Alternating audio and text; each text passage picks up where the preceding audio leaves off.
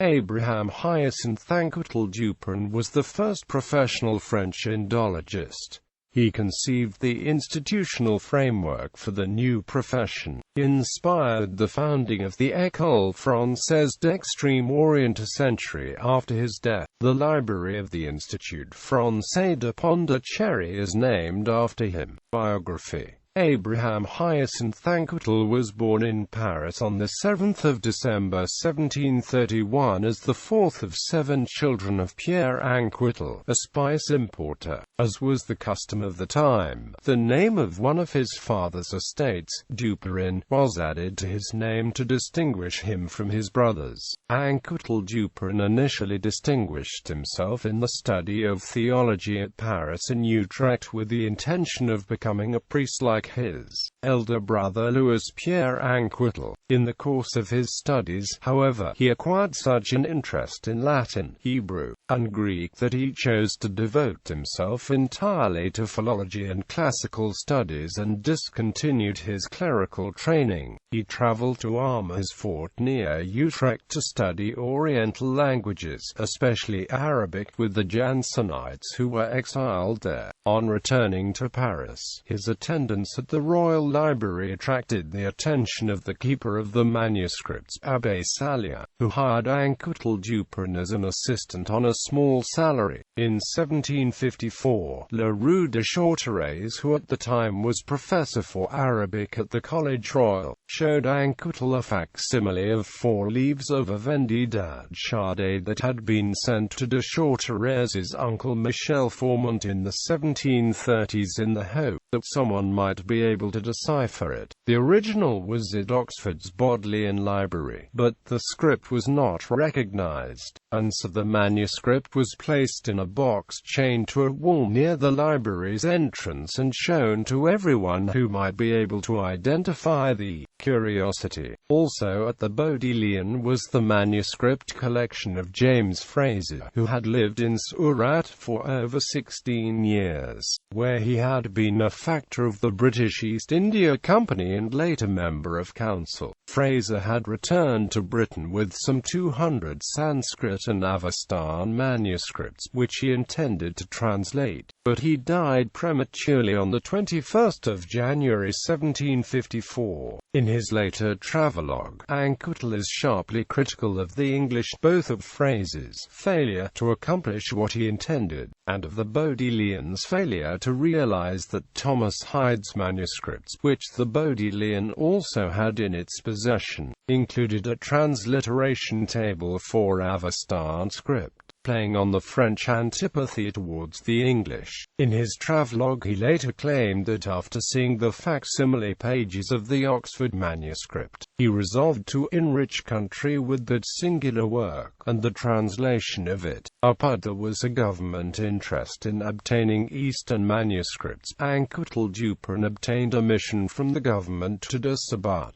unable to afford his own passage to India, he enlisted as a common soldier for the French East India Company on tour the 7th of November 1754. He marched with the company of recruits from the Parisian prisons to the Atlantic port of Lorient, where an expedition was preparing to depart. His friends secured his discharge and, on the 7th of February 1755, the minister, touched by his romantic zeal for knowledge, granted him free passage, a seat at the captain's table, an allowance of 500 livres from the library, and a letter of introduction to the French governor in India which would entitle him to a small salary while there. Anquetil-Duperron left France as a free passenger on the 24th of February 1755. After a passage of 6 months, Anquetil-Duperron landed on the 10th of August 1755 at the French colony at Pondichéry on the coast in southwestern India. From his private correspondence it appears that he intended to become master of the religious institutions of all Asia, which in the 18th century were still imagined to all derive from the Indian Vedas.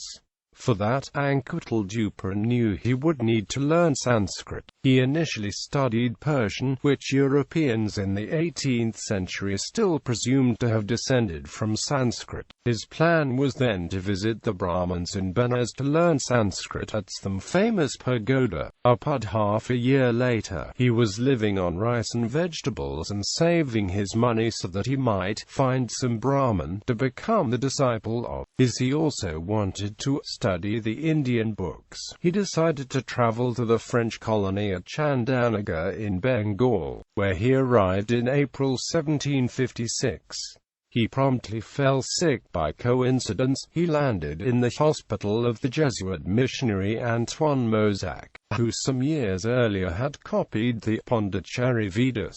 Anquetil-Duperron remained in the hospital until September or October 1756 and began to wonder whether he should not instead become a priest as he had intended years earlier. Meanwhile, the outbreak of the 7 Years' War in Europe had renewed hostilities between French and British forces in India, where the conflict is known as the Third Carnatic War. The British East India Company under Robert Clive and the British Navy under Charles Watson bombarded and captured Chandanagar on the 23rd of March 1757, and Anquetil-Duperron resolved to leave the territory. Unable to gain access to the Vedas, Anquetil-Duperron planned to travel to Tibet and China to find the ancient Indian texts there. Discouraged by news that there were no texts to be found there, Anquetil-Duperron returned overland to Pondichéry over the course of a 100-day trek. There, he found his brother Etienne Anquetil de Briancourt, who had been named consul at Surat. As Etienne assured Abraham that the Zoroastrian priests of Surat would teach him the sacred texts as well as the languages in which they were written, he resolved to accompany his brother. Wanting to explore the country, however, he disembarked from his brother's ship at Mahé and traveled overland the rest of the way on foot and on horseback. He arrived in Surat on the 1st of March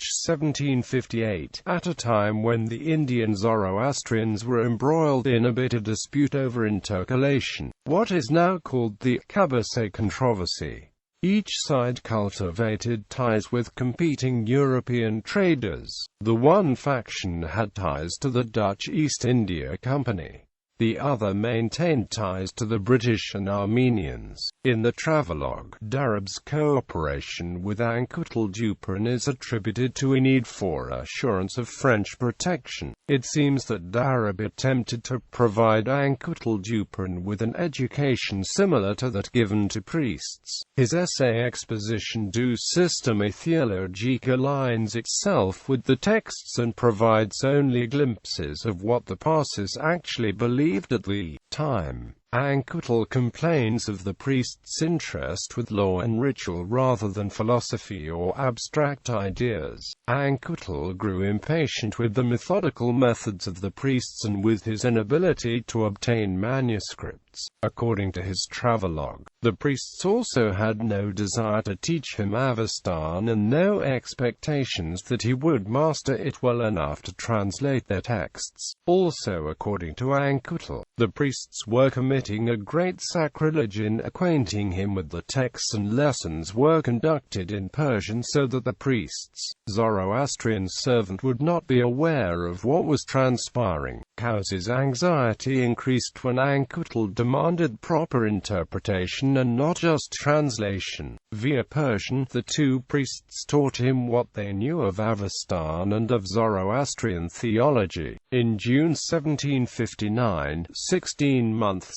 after his arrival in Surat, he sent news to Paris that he had completed a translation of the Vendidad. The same June, the priest Darab arranged for Anquetil-Duperron to attend, in disguise but armed with a sword and pistol of ceremony, in a fire temple, in exchange for a small present and the hope of promenading the city in my palanquin. Apud Anquetil also suggests that Darab attempted to convert him, but that he courageously refused to waver. Apud 2 centuries later, J. J. Modi would explain Anquetil's invitation into a temple as only possible if the sacred fire had been temporarily removed because the temple was being renovated. Cf. On the other hand, Anquetil states that he was given a Sudra and Kushti and he may have been formally invested with them, which would have made him a Zoroastrian in the priest's view, and thus would have been acceptable in a functioning temple. In late 1759,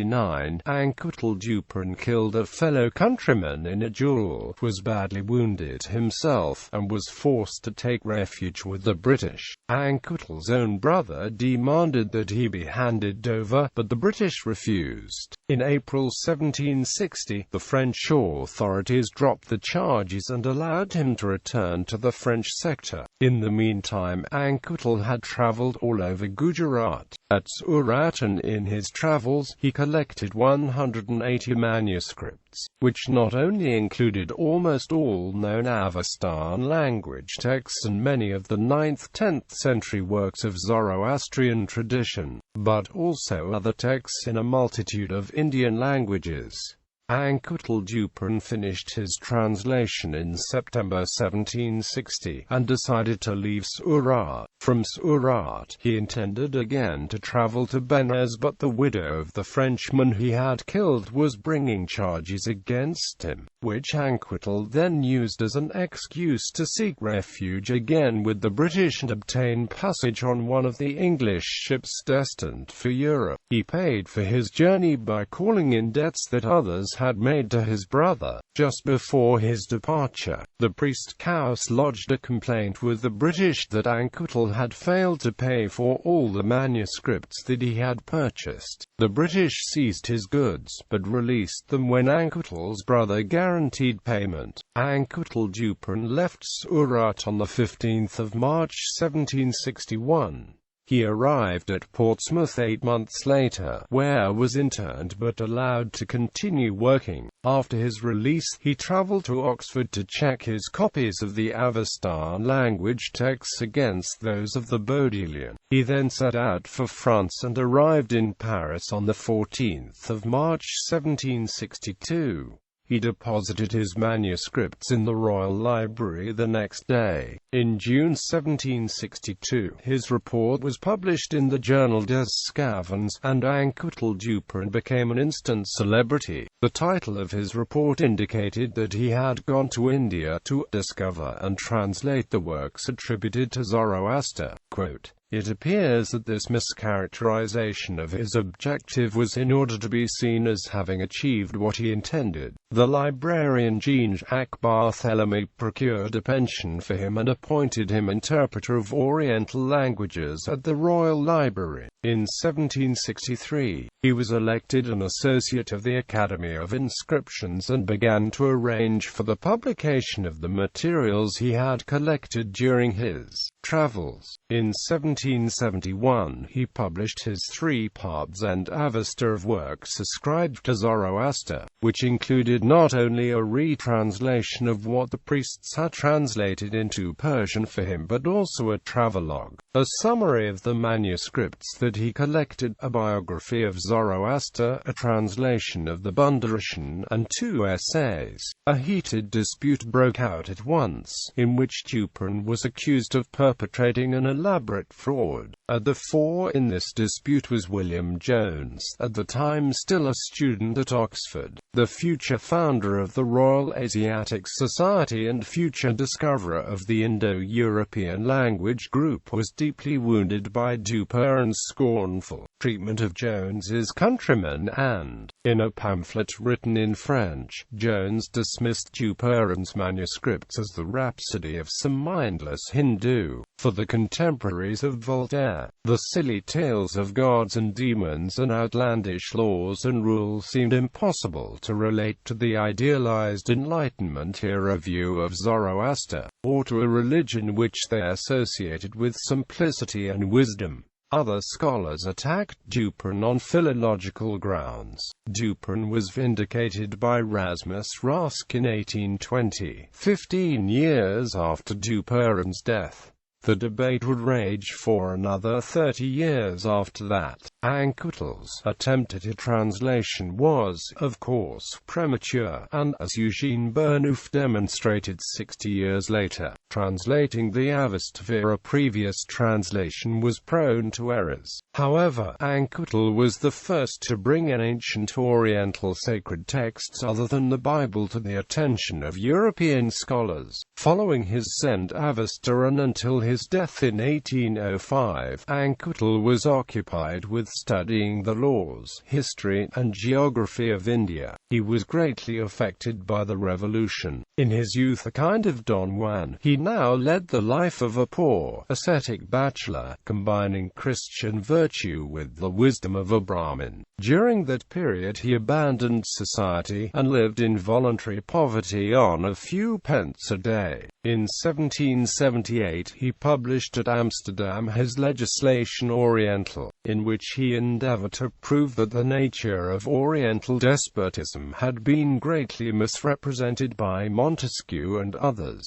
His Recherches historiques et géographiques sur l'Inde appeared in 1786 and formed part of the Fontana's Geography of India. In 1798 he published L'Inde en rapport avec l'Europe, a work considered notable by the British for its remarkable invectives against them and for its numerous misrepresentations. His most valuable achievement was a 2-volume Latin retranslation and commentary of a Persian translation of 50 Upanishads received from India in 1775, which Anquetil had translated by 1796. Called the Upnikata Upanishada by Anquetil. These were subsequently published in Strasbourg in 1801 to 1802 and represent the first European language translation of a Hindu text, albeit in an approximate rendering. Anquetil's commentaries make up half the work. A 108-page French paraphrase of Anquetil's Upnikats by Jean-Denis Lanjunet appeared in Milan's Magasin Encyclopédique of 1805. Arthur Schopenhauer encountered Anquetil's Upnikats in the spring of 1814 and repeatedly called it not only his favorite book but the work of the entire world literature that is most worthy of being read. In India, Anquetil's Upnikats precipitated a revival in the study of the Upanishads. When the National Institute was reorganized, Anquetil was voted in as a member but soon resigned. In 1804, Anquetil refused to swear allegiance to Napoleon, stating that his obeisance to the laws of the government under which he lived and which protected him. Apud Abraham Hyacinthe Anquetil-Duperron died in Paris on the 17th of January 1805.